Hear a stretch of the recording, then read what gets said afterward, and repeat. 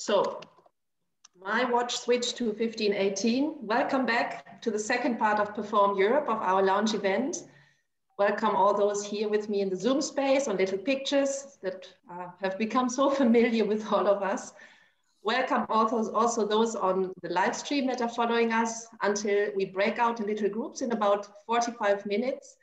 Please feel invited to follow our session and keep using the Q&A part for big parts of this meeting. Just some technical information for those in our Zoom space. Please, as you all know, don't forget to mute and unmute yourself. Mute yourself for now. Could you also, if you can, even if you drink your coffee and have your cookie in your hand and have some crumbles on your cheek, preferably switch on your camera so that we can see each other, we know each other, we are family, aren't we? Use the chat in the Zoom space for comments, for questions, for thoughts. And last but not least, we record this meeting for research purposes in plenary, but also later on in the different little breakout groups. Without further ado, let's start. With me in this plenary space, and I would love to have her right to me or left to me on this fantastic Zoom space, is Elena from IETM. You know her all. I couldn't feel safer to have Elena next to me. So Elena, can you help me to introduce further this part of our launch event? Thank you, Kathrin. I hope I can meet your expectations about safety. I will do my best. Hello, everyone. Indeed, you have seen my face already today. So this part of the event, we are going to have a series of conversations in order to map and understand better some of the key issues, factors, and elements which come to our mind when we are thinking about future schemes for distribution and touring in Europe. And I'm very happy to start straight away with our 5 speakers. Each of them is an expert in a specific topic which is relevant for our thematic of sustainable and inclusive touring. And I would like to start our conversation with Anita Debaere. Anita is director of Pearle, Performing Arts Employers Association League Europe, European Federation of Music and Live Performance Organizations. Hello, Anita. Welcome. Hello. Hello, Elena. How are you? We're fine. Hello, everyone. Very nice to see your face here. Yeah. So Anita, let's jump to the content straight away. Could you please help us to depict and understand what are the current economic and social legal conditions in which touring is happening today in Europe? Before I start answering that question, first of all, congratulations with the launch. I mean, it was a beautiful launch. Unfortunately, I had a breakdown of the internet in the middle of the speech of Elena Bauer, and I was a bit panicking for now. So let's hope everything works well. But that's what you get with digital. So hopefully with digital performances, that doesn't happen. So thanks for the question. I know we don't have much time to cover a complex set of topics and questions. The current socioeconomic and legal conditions, well, we know in what status we are. To first start with the pandemic that is happening, we have limitations to traveling, we have limitations to performing, if at all performing on stage is possible. If we have opportunities, we are put often in a quarantine, we need to do tests, but I think that is not particularly what you were looking for as an answer. But nevertheless, I mean, we are living in this current set of time, and one way or the other, we have to deal with it, and it's also impacting a lot of people who work with third country nationals. Where it is very difficult to find nowadays flights, just that already physically, and to deal with visa if they are coming. So that on a practical note in the current context. Now, if we talk about current economic or in general on the socioeconomic and legal conditions in which touring happens in the European Union, well, we have the principles on which the European Union is based. It's the free movement of people, of goods and services. And we have what is called a European internal market in which we can move around. So that already said means that we are somewhat in a position where there are, in one way, you could say there are no obstacles. And we have also a Europe which has, and the current Commission has very strong aims on further developing the social Europe. It develops lots of rules and conditions to make sure that everybody, well, the governments, first of all, but then of course, everybody who is working and touring, not particularly for us, but for everybody, that it applies, that you obey by those rules. And the number of rules are growing. So they're good, they protect, they're there to ensure that workers, people who are working in different countries, that they are protected rightfully. But with that also comes quite a lot of administrative burdens. Everybody who has organized the tour knows that it is complex. There are many things to take into consideration, whether it is obtaining a portable document, the so-called A1 document for Social Security, or whether it is you have to deal with tax, being able to reclaim taxes, other things. So we have to deal with many aspects, but all for the good. I mean, that's what Europe stands behind. So at the same time, when you think of digital touring, you would think it's easy, but at the same time, we know one of the big laws that was discussed 2 years ago, the copyright law, is also about how you deal with the protection of the rights of the artists, the performers, the creators. So there are many things you need to take into consideration once you are getting into an environment which is international and that we have to adhere to. I mean, it's only normal that when we set up such a wonderful project. Thank you, Anita, with this nice word, wonderful. I think I have to jump in and cut you a little bit. Yeah. So you were mentioning a lot of these issues and conditions, and I really like this administrative burdens reference, but also positive side of the whole spectrum. Could you maybe answer my last question for now, which is a little bit kind of a hybrid? How do all these conditions, and maybe especially the challenging ones, but if you want, you can focus on the positive ones, actually affect the sustainable practices in touring? And also, how do they undermine or maybe stimulate inclusivity of the touring landscape in Europe? To start with the last, I think, well, in principle, Europe is very much for inclusivity. I mean, there are also anti-discrimination laws, so you by law have to be inclusive, or people can take you to court. But as it was said much better than I can explain in the opening part, it's still a challenge in the practice of what we do. Now, for sustainability, I think that's even more a challenge. How are we going to deal with it in a touring perspective? There you can get confronting discussions. On the one hand, wanting to be sustainable. On the other hand, you have people who, for example, would like to be with their families. So how do you deal, for example, with the concept of slow touring? When people think of, oh, I have a family at home, I want to see my kids. And on the other hand, you're trying to develop another notion of touring. So I think that there will come interesting discussions of in what you will do and how you're going to balance. And I liked the word very much in the use of the word balance. How can you balance to come to an environment where everybody feels respected? Because it's not because you say, for me, it's a priority to be back in one day because I want to see my kids. They shouldn't be punished versus the people who say, well, we should have another model of touring. We should not take the plane, but take the train, and it takes your tour 3 days longer, for example.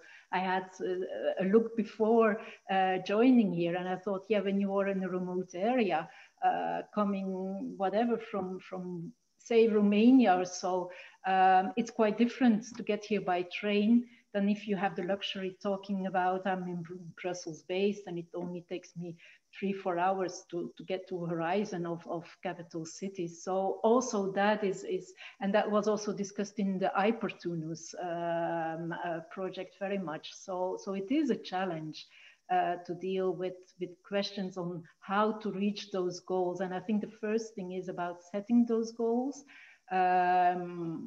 how to perceive that, but also to talk with audiences, because on the one hand, you have, of course, people who are traveling, but you also have the audiences that you're talking to, and there are many aspects there. So I think, yeah, in that remit, there are many kind of factors and elements that will have to be unraveled, and the one size fits all will not exist. It will be always tailor-made, I believe. Absolutely, absolutely. And yeah, thank you for this reference to balance, because indeed inclusivity and sustainability are such a great values, but they are not necessarily feeding each other as well. So sometimes we need to find a balance between them as well. So Anita, thank you very much. And I just would like to say to everyone that we are watched live on Facebook by 189 people, and here were 75 participants. So let's continue this conceptualization of Perform Europe and see into gaps which exist in cultural mobility. And I would like to welcome our next speaker, Marie Fol, who is the president of On the Move Cultural Mobility Network. Hello, Marie, very nice to see you. Hi, Elena. How are you? Everyone. Very well, thank you. Thank you for having me. And I want to join also Anita on congratulating all of you and the consortium, but also the performing arts sector to pull this off and move forward with developing cultural mobility in practice, being in a digital form or in a physical form in the coming 18 months. This is really thrilling. But tell us, please, Marie, as On the Move has a lot of expertise in mobility. Based on your expertise, could you please share with us your insights about the current imbalances and gaps which exist in cultural mobility in Europe? Yes, so if I look back at the Hypertunus study, the operational study that was done in March 2019 in the framework of another mobility funding pilot project from the European Commission, and at the time this was commissioned by the consortium of Goethe Institute, Institut Français, Isoliatia, and that Art Colony 2 On the Move. So we made this study to see what mobility funding existed in Europe at that time, and given last year, this hasn't changed drastically, I would say, the observation of 2019. So we can see 3 forms of imbalances as far as the mobility of persons is concerned, which is very relevant when we come to the mobility within the performing arts. So the first inequality I want to mention is the inequality in terms of access to funding. In the 2000 regular calls that we studied, those calls are in the hands of about 5 to 8 countries, mostly in Western Europe, including France, Germany, Sweden, Finland, Austria, Spain, and the UK, for instance.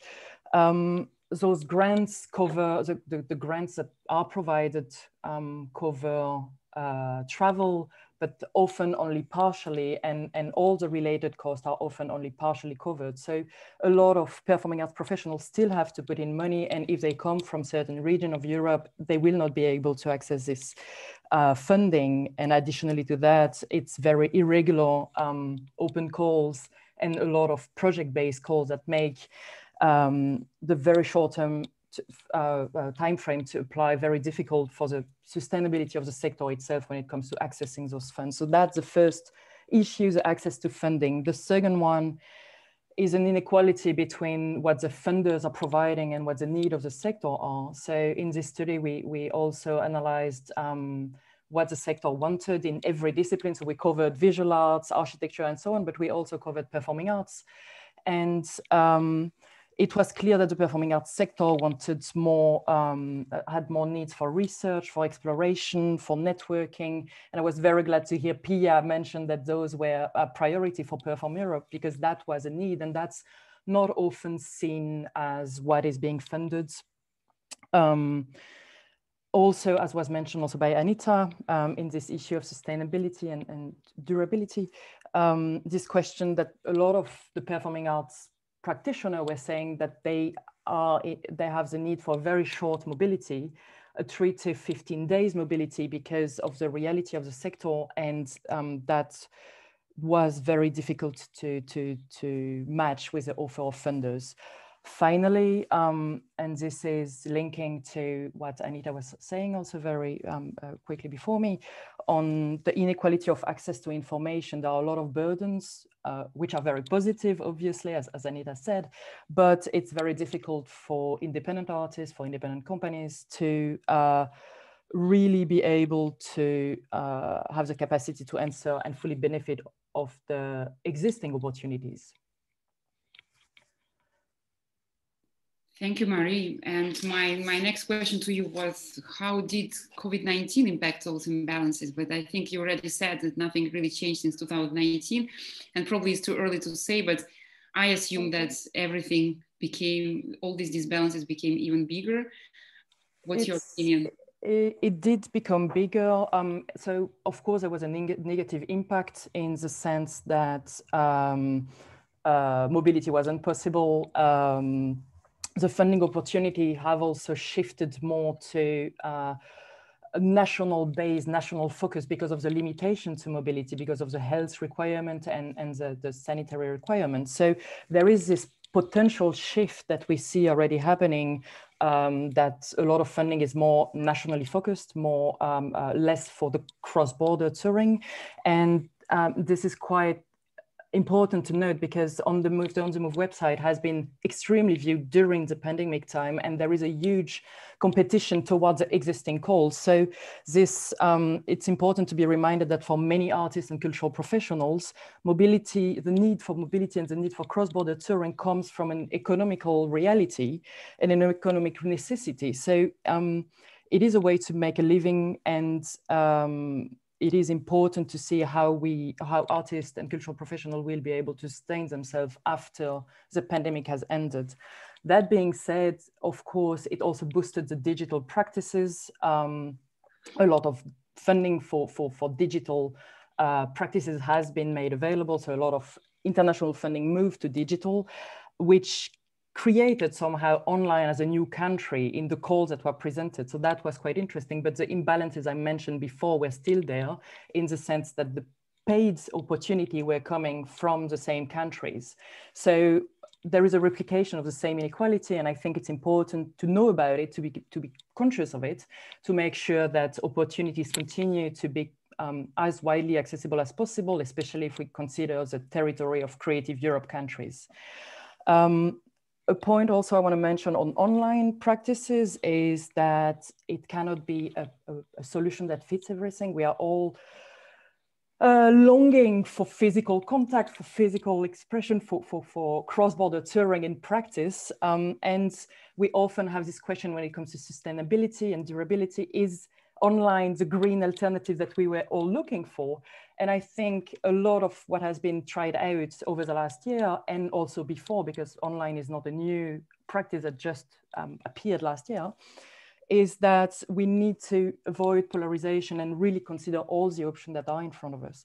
And finally, to end on a brighter side of, we had a pandemic indeed, but when talking with mobility funders, and this is what we do also with the members of On the Move, there is not only an attitude to answer the crisis with support to hybrid formats, with support to accompany the practitioner through the digital shift, but also readiness to rethink and revamp mobility funding schemes to the need of artists and professionals to enhance the dialogue with those professionals. So I think there is really a momentum with Perform Europe that we see right now, definitely, but also to continue thinking, and this links to the topic we will talk about in a minute, to rethink on what are the needs for access, what are the needs for parents, how can we really make cross-border mobility inclusive and sustainable, and this is really what I want to leave the Perform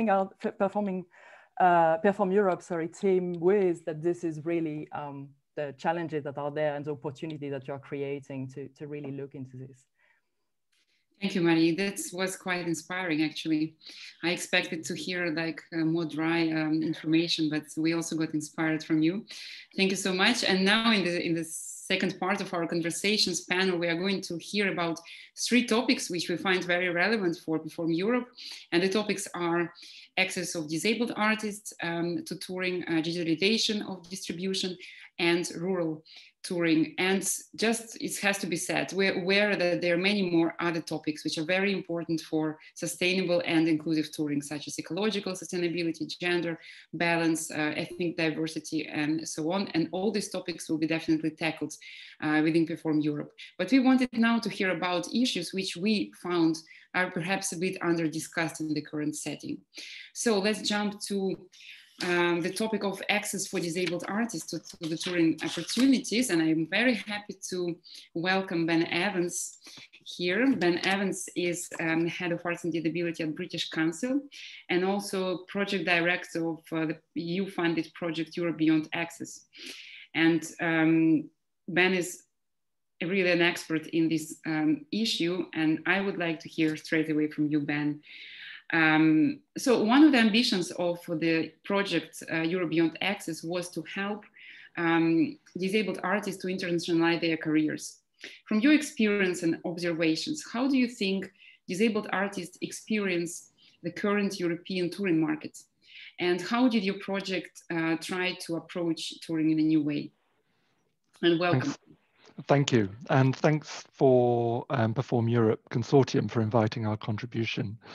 I think, firstly, I just wanted to say it's really important to know that there is a remarkable generation of disabled theatre and dance artists across Europe. And I would encourage everyone to go and explore. And another thing to say is this work is not niche. It's being commissioned and presented by leading arts organisations, organisations that understand and respect the innovative practices and the new approaches to the art forms. So disabled artists are not only making work for disability arts festivals, that's an old and outdated way of thinking, but touring in particular is hugely problematic. Accessible buildings, accommodation, transport for artists are not standard. And I think cultural managers assume that disabled artists and arts professionals simply will not be part of their touring programs unless they develop a special or dedicated program. So our we've already heard of, compared with international contracts and carnets and transport and language barriers, and especially compared with COVID contingency plans, accessible touring is not complicated for our professional arts managers in Europe. It just needs to be on the agenda, and it needs to be on the agenda from the start, and it needs to be planned and budgeted in from project design. So I think that's a key takeaway for us.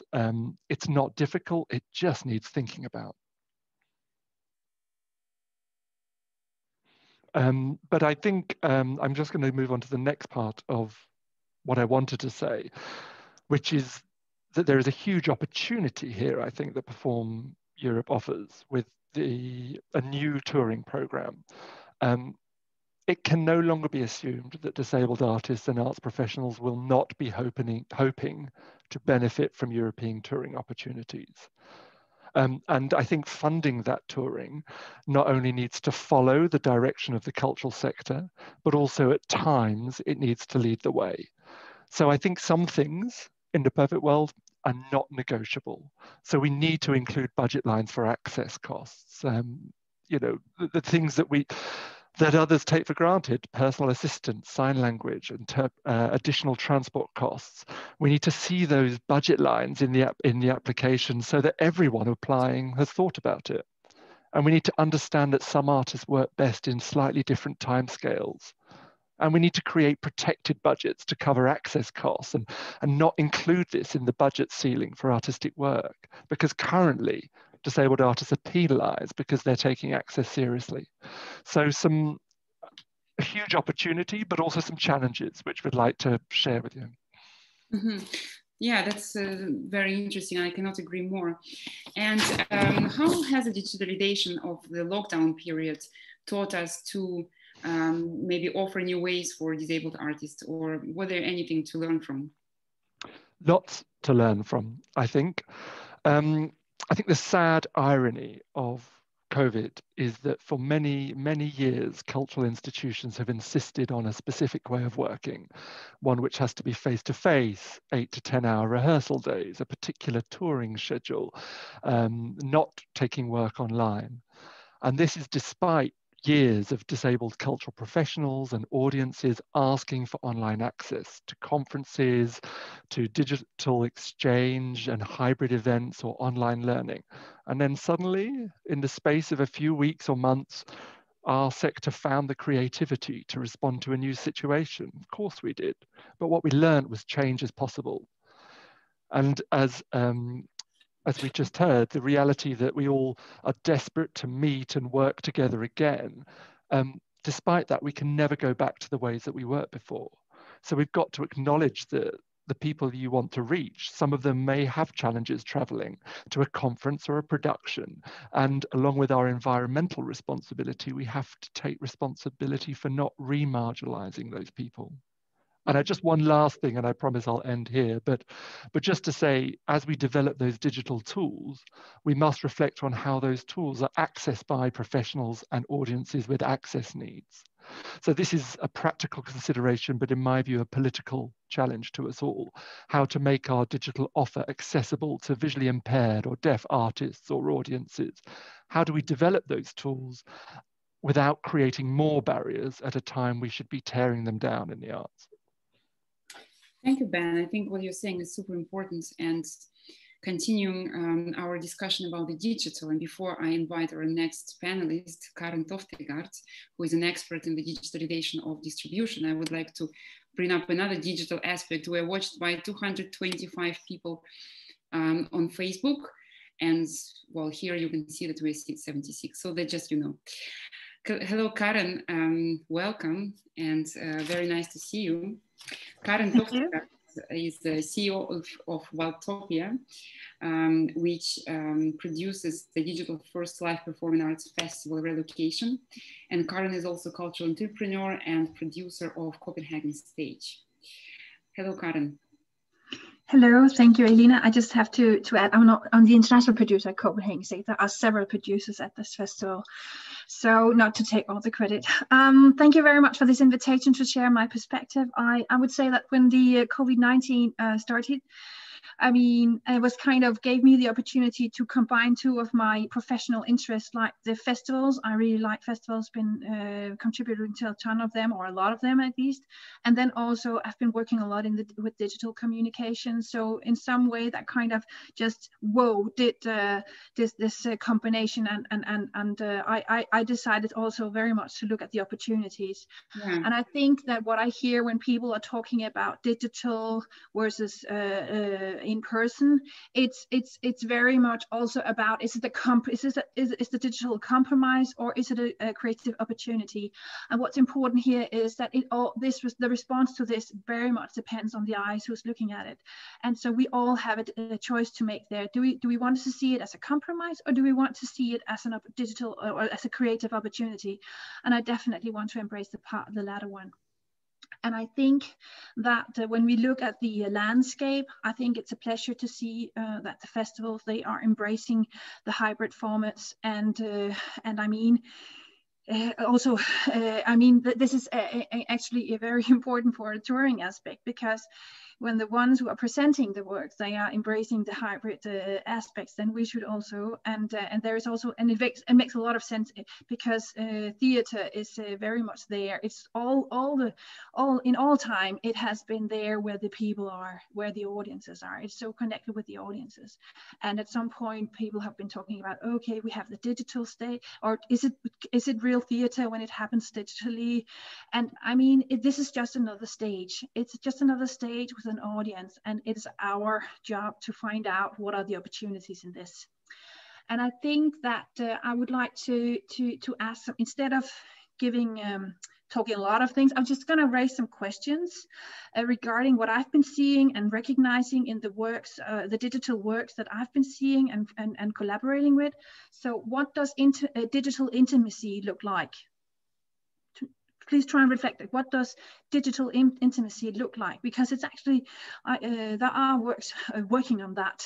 And there is also, how do you enhance this in-person work with a digital presence? There was this Dutch company who made Swan Lake, where they did a hybrid work there, and they combined the digital audiences selections with what happened in the in-person, the physical space. And that's where the two different, both the digital audiences and the in-person audiences, they were kind of intertwined there. So you can work with that. And there's also participatory theater in person that is going to be very much affected by the COVID-19, because personal distance, that is a thing in our mindset that has been challenged a lot. And so participatory theater in person might change a lot, but maybe we could then make the participatory theater digitally, because then you're not afraid of the body fluids or whatever which you are afraid of in the in-person aspect. And then also there's something about this immersive theater. That's another thing. How can you actually interact with people when you are more feeling, when you want to create safe environments in person? So that's also something that you can actually develop in the digital sphere. So it's very much about looking at what, like in every aspect of doing creation, what kind of creative opportunities do we have here digitally, and like diving into that. I think that's incredibly interesting. Yeah, thank you. One thing also, this thing about the audiences. Yeah, there's actually a possibility online to have a co-experience with somebody who is on the other side of the world or is in another side of the country and so on. This co-experience for audiences without traveling, I think that's also a very important aspect, especially for like the participatory and immersive theater aspects. Mm-hmm. Thank you for that, Karen. Yeah, you in your answer, you kind of brought up what unique values digital actually can bring to the performing arts, because we are used, and you hear it all over again, that digital takes away the main asset of performing arts, its liveliness. So thank you for bringing up this kind of inspiring aspects. But maybe if we go back to the values of Perform Europe briefly, how do you think the digital world can enhance inclusivity and sustainability of touring, of distribution? You're mute. Sorry, I would like to begin to address a myth because I've been hearing that several times, this thing about that 2 hours of Netflix streamed every single day in a year that pollutes as much as, or affects the environmental situation just as much as flying 84 kilometers. And if you know that the flying distance between Copenhagen and Amsterdam, that is almost that, I mean, and that's just one way, then I think there is something about, yes, that working digitally is not solving all the sustainable issues. And it's not like you're like totally 100% sustainable when you're working digitally. However, I mean, you can show a lot of live performing arts a lot of times during the year and not at all coming anyway close to the flight or the amount of flying around the world for doing the same thing in person. Because yes, these 2 hours each day of streaming, that's only only a flight between Copenhagen and Amsterdam. So I'm just thinking that is something that we should also think about. So there is actually an actual fact in this thing that you can work internationally using the digital aspects, and you can also, the audiences don't have to travel as much. So there's definitely a thing about not traveling as much as earlier on. And then I think there's also something about the resources. You can reframe, you can reuse, you can reimagine the works that you're doing, and you can actually bring it to more audiences, but you could also make it more sustainable in the production wise. So you can present it in Denmark, in Brussels, in South Africa, and at the same time. But you don't have to like send your your scenography across over the ocean or anything. You don't have to like send away all your scenography. You can actually navigate in another way and be more careful of all the traveling and transportation, all that around, which we are normally dealing with when it comes to touring.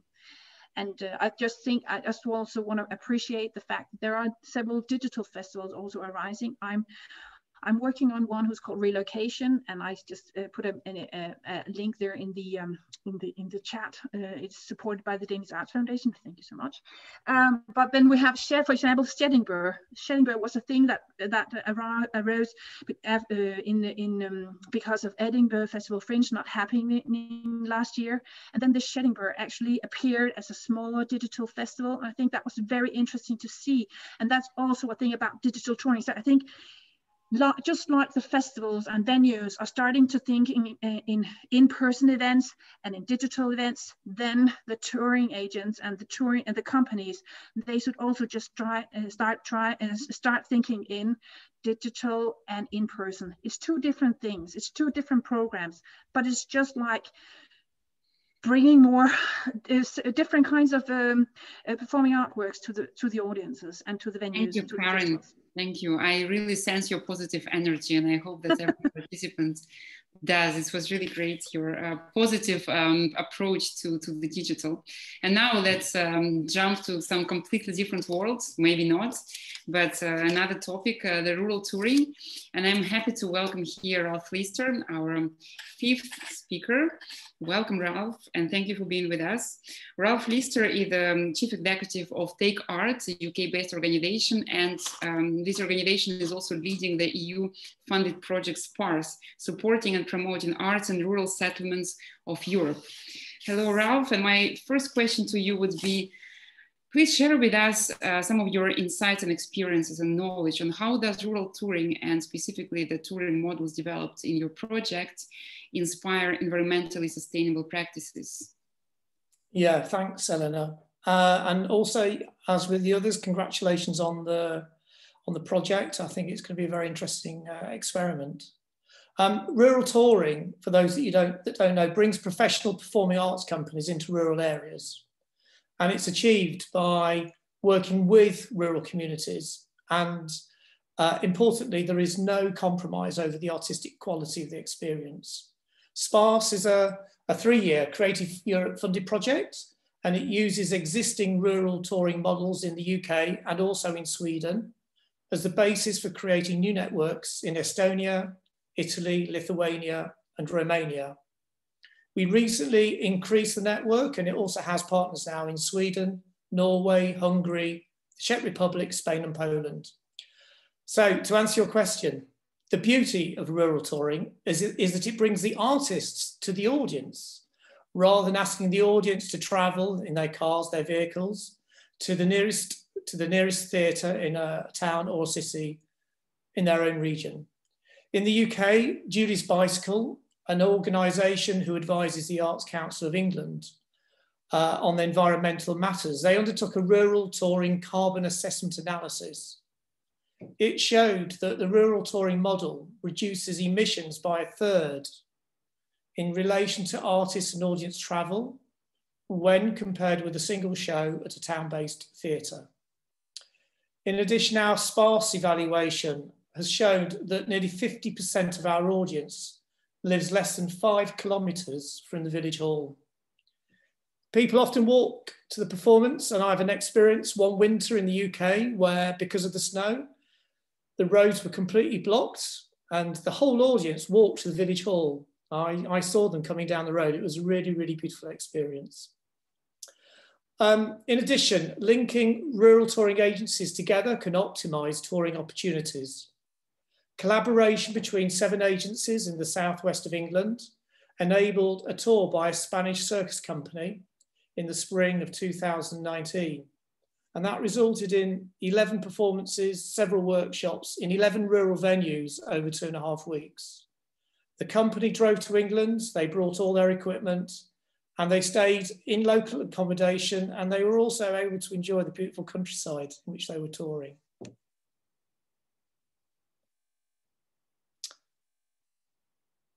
Yes, I had to unmute myself.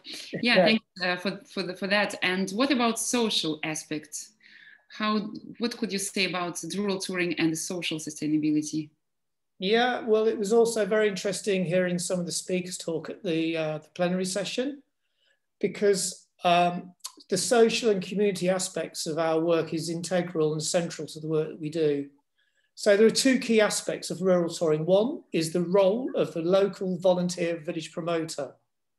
And secondly, the fact that it's the village that chooses the show that they're going to present, rather than be told what the show is going to be. The local promoter is not a professional programmer, and they live in their local community, and they know their local audience. And they'll often work with a group in the village to make the necessary arrangements to sell tickets and to host a company. As I say, the village has a range of shows that they can choose from. And this element of choice results in a sense of local ownership around the staging of the performance and the desire for its success. The performance itself is a social event for the community as much as it is a cultural event. There's a lack of stigma for those who are less confident or intimidated by the thought of going to a theatre. They're more comfortable in the surrounds of a familiar village space. And the show is an opportunity to meet friends and neighbours and enjoy a convivial atmosphere. In the SPARSE evaluation, we also found that audience feedback was very strong in the fact that they felt very connected to each other. And it's very common for food and drink to play a part in the event. The intimacy created by the artist performing so close to the audience creates a real sense of cultural exchange. And artists experiencing this love this connection. And I can't overestimate how unique and how important this is. Quite often the performer will maybe be only 2 or 3 meters from the first row of the performer, of the audience. Rural promoter feedback conveys a great sense of pride in organising a successful event. They're memorable and they provide a talking point long after the show's over. Feedback also shows a sense of validation experienced by the village community, an appreciation that professional artists are willing and enthusiastic to travel and perform in their village hall. This all helps to build stronger social connections in village communities and also across a region where several rural promoters can meet and support each other. Although 40% of the European population lives in rural areas, something like 10% of available cultural investment is directed into rural areas. This imbalance in the distribution of resources for the arts impacts on the ongoing sustainability, visibility and accessibility of the arts in rural areas. I want to finish with 2 quotes, one from a Lithuanian promoter and one from a dance company. The quote from the Lithuanian promoter, they said, "My main task is to arrange the venue and to invite the audience. I always feel infinite responsibility and anxiety. But after all goes well, the stone rolls from my heart and I feel immense satisfaction. When Seiko Dance Theatre performed, people were so touched they even cried. It's a real joy to be able to show it to ordinary people and to see the viewer and the whole community grow together and to be united." And from the dance company, from an artist perspective, rural touring is a wonderful way to tour dance to new audiences who appreciate the work in a genuine and an unreserved way. What is the point in touring dance only for dance people? Rural touring opens up a new world of audiences and we're incredibly grateful and overwhelmed to have been offered this experience. So I'll put a couple of links to a couple of websites in the chat box as well. Thank you. Thank you very much, Ralph.